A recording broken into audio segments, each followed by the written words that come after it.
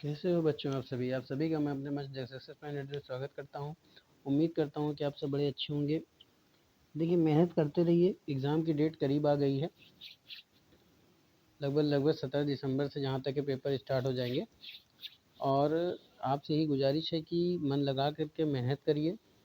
इस वीडियो को पूरे अंत तक देखें, उसको समझिए, उसको पढ़िए और कोशिश करिए कि अच्छे से उसको समझ सकें, क्योंकि एग्ज़ाम में बस ये समझ लीजिए कि एग्ज़ाम के टॉप व्यू से ये वीडियो बहुत ही इम्पोर्टेंट है। और ये वीडियो पॉलिटेक्निक वाले बच्चों के लिए भी है और बच्चों के लिए भी है जो केमिस्ट्री को जिनका सब्जेक्ट रहता है। आप देख सकते हैं, समझ सकते हैं। गुजारिश है कि इस वीडियो को ज़्यादा शेयर करें, सब्सक्राइब करें, लाइक करें। जो मेरे चैनल नए वीडियो उनसे गुजारिश है कि वीडियो को सब्सक्राइब कर दें, बेल आइकन ऑन कर दें ताकि नोटिफिकेशन मिलती रहे। चलिए शुरू करते हैं आज का टॉपिक। तो अकार्बनिक लेपन क्या होता है? तो विभिन्न धातुओं के ऊपर जो कौन सी धातु होती हैं बहुत सी, उनके ऊपर जब अकार्बनिक पदार्थों के विलयन का लेप किया जाता है और लेप करके क्या करते हैं, उसको जंग से बचाते हैं। तो अकार्बनिक लेपन की प्रक्रिया विद्युत की अनुपस्थिति में, यानी कि बिना किसी इलेक्ट्रिक करंट के प्रवाहित के केमिकल के द्वारा जो किया जाता है वो क्या कहलाता है? अकार्बनिक लेपन। इसमें क्या होता है कि धातु की ऊपरी सतह पर धात्विक ऑक्साइड या अकार्बनिक यौगिक पतली परत जम जाती है, जो प्राकृतिक रूप से अधिक धातुओं को क्या करती है? संचारण से बचाती है। अब इसके नियम अंदर क्या क्या है वो देख लेते हैं। एनोडीकरण। एनोडीकरण की प्रोसेस की हम बात करें अगर, तो विद्युत ऑक्सीकरण की प्रक्रिया के द्वारा धातुओं की ऊपरी सतह पर एक मोटी और मजबूत परत जमने की क्रिया एनोडीकरण कहलाती है। यानी जब ऑक्सीकरण की इसमें प्रोसेस होता है तो धातुओं की ऊपरी सतह पर एक मोटी और मजबूत लेयर बन जाती है, वही क्या कहलाती है? एनोडीकरण। और एनोडीकरण एक विद्युत रासायनिक प्रक्रिया है। इसमें एल्युमिनियम एनोड का कार्य करती है। जब इस प्रक्रिया में विद्युत धारा प्रवाहित की जाती है तो धातु की ऊपरी सतह पर एल्युमिनियम, और जब इसमें धारा प्रवाहित करते हैं तो इसकी सतह पर क्या हो जाता है? एल्युमिनियम ऑक्साइड की परत जम जाती है। और यही क्रिया क्या होती है? साधारण लेपन से अलग होती है। इसमें उत्पन्न परत जो होती है वो धातु की सतह का हिस्सा बन जाती है। चलिए, दूसरा होता है फास्फोटीकरण। धातुओं की ऊपरी सतह को संरक्षण से बचाने के लिए क्या करते हैं कि उस पर लेपन किया जाता है। जब आर्थोफॉस्फेट के विलयन में आयरन, जिंक तथा मैग्नीज को मिलाकर इस विलयन का प्रयोग करके ब्रश या स्प्रे के द्वारा स्प्रे करते हैं तो इस क्रिया क्या कहलाती है? फास्फोटीकरण कहलाती है। जैसे आर्थोफॉस्फोरिक अम्ल में डाई हाइड्रोजन जिंक फास्फेट मिलाकर स्टील की सतह पर इस विलयन को स्प्रे, यानी स्टील की सतह होती है उस पर स्प्रे के द्वारा क्या करते हैं? इसे पेंट कर देते हैं एक तरह से। तो ऊपरी से एक मोटी क्या होती है? एक परत जम जाती है, जो कि स्टील की सतह के गुणों में वृद्धि कर देती है तथा उसे जंग लगने की दर को क्या कर देती है? कम कर देती है।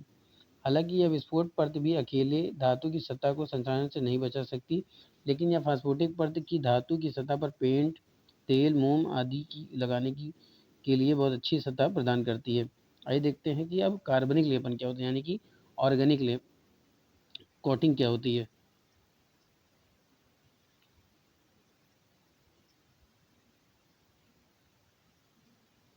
तो अगर हम इसकी बात करते हैं तो कार्बनिक लेपन बाधा लेपन की तरह होती है। ये पदार्थ तथा वातावरण के बीच बाधा का कार्य करके उनको संरक्षण से बचाती है। यानी कि ये जो कार्बनिक लेपन होती है पदार्थ तथा वातावरण के बीच में क्या करती है? बाधा लगा करके उसको जंग से बचाती है। बात समझ में आ रही है? क्या होती है? जंग से बचाती है।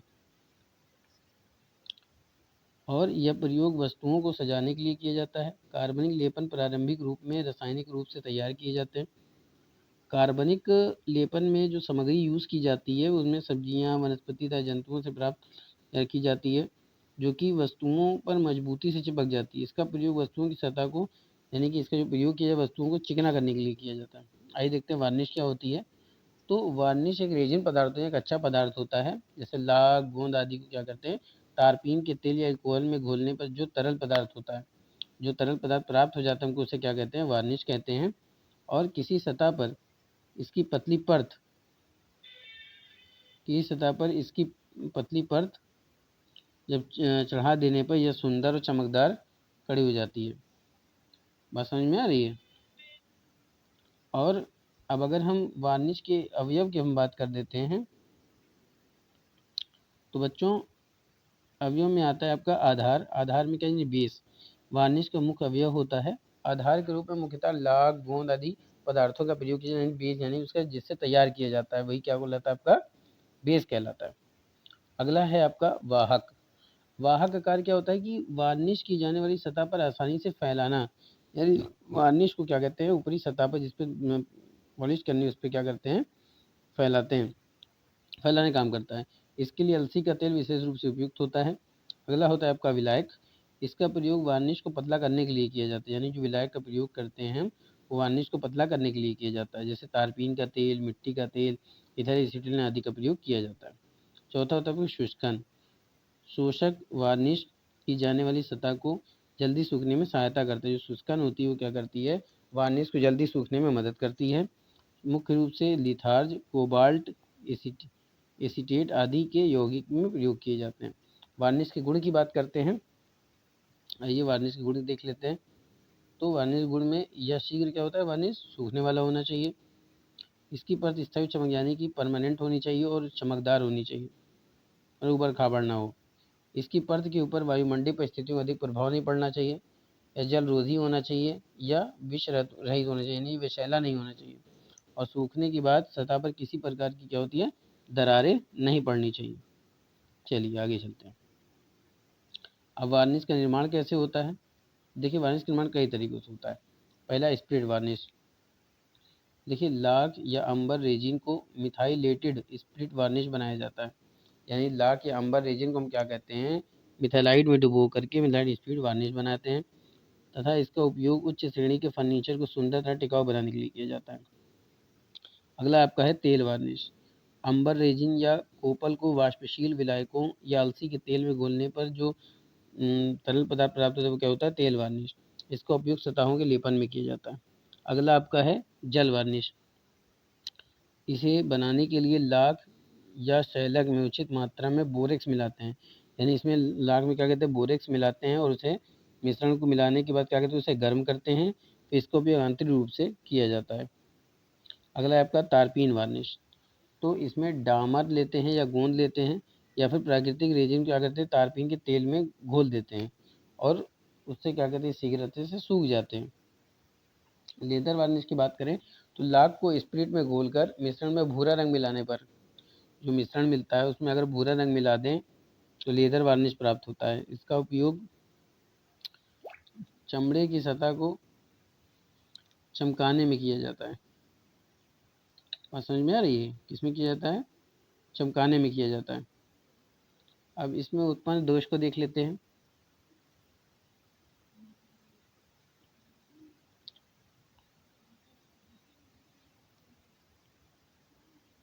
तो देखिए इसमें उत्पन्न दोष की हम बात अगर कर दें तो वायुमंडल के प्रभाव के कारण वार्निश की सतह क्या होती है, चटक जाती है, यानी उस पर नमी के प्रभाव आता है या वायुमंडल का प्रभाव होता है तो वो क्या होती है, सतह फट जाती है।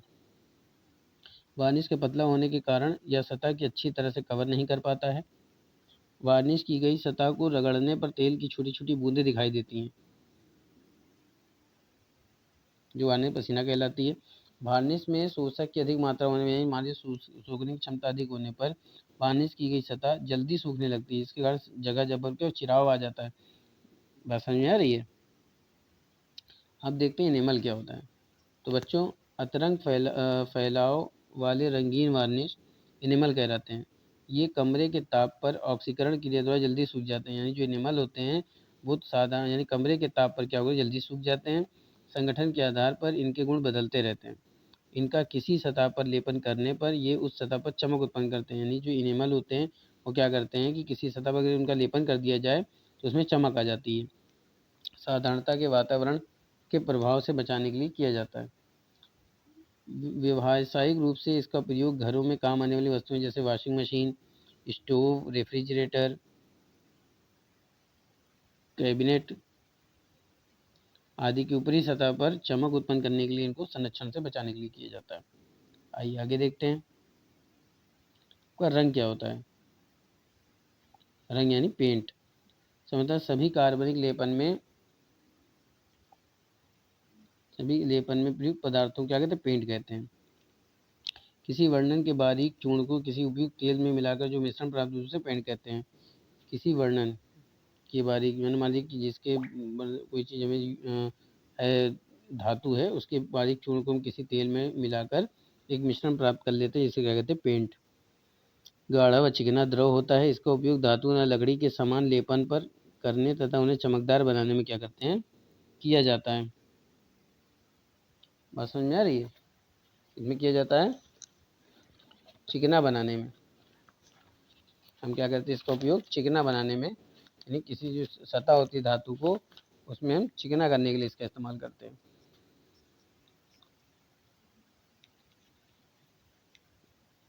समझ रहे हैं? माफ कीजिएगा। किसी वर्णक, ठीक है, अब चलिए आगे चलते हैं। पेंट के गुण देख लेते हैं। देखिए, ये एग्जाम टॉपिक भी से बहुत इंपॉर्टेंट है। पहला, पेंट का पतला होना। पेंट पतला होना चाहिए। पेंट अच्छा व सस्ता होना चाहिए। जल्दी सूखने वाला होना चाहिए, नहीं तो टाइम लगेगा। सूखने के उपरांत इसमें दरारें नहीं पड़नी चाहिए। वो अधिक से अधिक ढकने की क्षमता होनी चाहिए। आगे देख रहे हैं पेंट के मुख्य अवयव क्या होते हैं। पहले होता है बेस। इसका जो मेन कार्य होता है वो पेंट की जाने वाली सतह के गड्ढे बनने, यानी कि जो मेन कार्य होता है, जब उसमें धातु पे पेंट की जाती है तो उसकी सतह क्या होती है? भर देती है। जैसे जिंक क्लोराइड पदार्थ इस कार्य के लिए उपयुक्त होते हैं। वाहक की बात करें तो यह पेंट को तरलता प्रदान यानी तरल बनाता है। और वाहक रूप मुख्यतः अलसी का तेल प्रयोग करते हैं। विलायक पतला करने का काम करता है, जिससे कम पेंट को अधिक सतह पर फैलाया जा सकता है। माफ कीजिएगा। इस कार्य के लिए तारपीन का तेल तीन तेल प्रयुक्त होते हैं। अगला होता है शोषक। पेंट को अपने इच्छानुसार रंग देने के लिए जो प्रयोग किया जाता है वो क्या होता है? शोषक देने के लिए। जैसे कि अगर हम बात कर लें कि हरा रंग की, अगर हरे रंग की बात करते हैं तो हरा रंग किससे मिलता है? क्रोमियम ऑक्साइड और एमराल्ड ग्रीन से। लाल रंग की बात करते हैं तो लेड और लिथार्ज। नीले रंग की बात करते हैं तो आपका प्रेशियन ब्लू और कोबाल्ट ब्लू। और आपका पीला रंग की बात करते हो लेड क्रोमेट लिथार्ज। काले रंग की बात करते हो ब्लैंक और आपका कार्बन ब्लैक। अब देखते हैं पेंट के प्रकार। तो बच्चों, पेंट के निम्नलिखित प्रकार हो सकते हैं। पहला, तैयार पेंट क्या होता है? इस तरह का पेंट पाउडर या गाढ़े द्रव के रूप में होते हैं। इनको प्रयोग करने से पहले इन्हें तारपीन के तेल में मिलाते हैं। अगला आता है आपका इनेमल। इस तरह पेंट का लेपन बाहरी सतह पर किया जाता है। इस पेंट को बचाने के लिए वार्निश को सफ़ेदा तथा जस्ते में पीस कर रखते हैं। प्लास्टिक की बात करें, इस पेंट में जिस सतह पर लेपन करना होता है वे सुंदर तथा चमकदार होते हैं। इन सतहों के लेपन में किए जाने सतहों को सुंदर बनाने के लिए कौन से पेंट इस्तेमाल करते हैं? Plastic paint. इसका इस्तेमाल करते हैं बच्चों, प्लास्टिक पेंट। अगला होता है डिस्टिएम्पर। इनको खड़िया या रंग के बारीक पाउडर को क्या करते हैं? हम जल के साथ मिला लेते हैं, उसका पेस्ट बना यानी पेंट तैयार कर लेते हैं। इसका उपयोग अंदर की सतह के लेपन में किया जाए, यानी अंदर की तरफ अगर किसी धातु में लेप करना है, पॉलिश करनी, तो क्या हो जाएगा आपका? डिस्टिएम्पर। अगला है एल्युमिनियम पेंट्स। तो एल्युमिनियम के पाउडर को क्या करते हैं? वार्निश के साथ मिलाकर एक पेंट तैयार कर लेते हैं और इसका उपयोग पानी के अंदर पेंट करने वाले में किया जाता है। आगे आता है आपका सीमेंट पेंट। यह सफ़ेद सीमेंट में क्या करते हैं? कैल्शियम क्लोराइड या बुझा हुआ चूना मिला देते हैं। इस पेंट का जो लेपर होता है वो सतह को मजबूती प्रदान करता है। चलिए आगे देखते हैं पेंट का उपयोग। पेंट का उपयोग बात करें तो पेंट धातु से बनी वस्तु को जंग से बचाने के लिए, लकड़ी से बने खिड़की दरवाजों को नमी तथा धूप से बचाने के लिए, वस्तुओं में चमक उत्पन्न करने के लिए, वस्तुओं के मौसम के प्रभाव से, यानी कोई वस्तु है उसको मौसम के प्रभाव से बचाएंगे, लकड़ी से बनी वस्तुओं की उम्र बढ़ाने के लिए। तो बच्चों, ये था आज का शानदार टॉपिक। उम्मीद करता हूँ कि आपको पसंद आया होगा। मेहनत करते रहिए। देखिए, एग्ज़ाम की डेट बहुत करीब है, मैं फिर से कह रहा हूँ, मेहनत करते रहिए इसी तरह।